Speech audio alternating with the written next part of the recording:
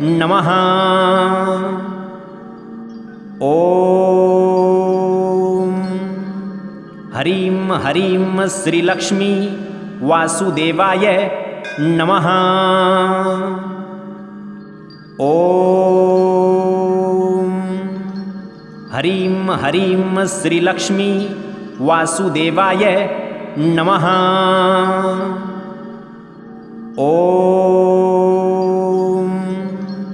ह्रीं ह्रीं श्रीलक्ष्मी वासुदेवाय नमः। ॐ ह्रीं ह्रीं श्रीलक्ष्मी वासुदेवाय नमः। ॐ ह्रीं ह्रीं श्रीलक्ष्मी वासुदेवाय नमः। ॐ ह्रीं ह्रीं श्रीलक्ष्मी वासुदेवाय नमः। ॐ ह्रीं ह्रीं श्रीलक्ष्मी वासुदेवाय नमः। ॐ ह्रीं ह्रीं श्रीलक्ष्मी वासुदेवाय नमः। ॐ ह्रीं ह्रीं श्रीलक्ष्मी वासुदेवाय नमः। ॐ ह्रीं ह्रीं श्रीलक्ष्मी वासुदेवाय नमः। ॐ ह्रीं ह्रीं श्रीलक्ष्मी वासुदेवाय नमः। ॐ ह्रीं ह्रीं श्रीलक्ष्मी वासुदेवाय नमः। ॐ ह्रीं ह्रीं श्रीलक्ष्मी वासुदेवाय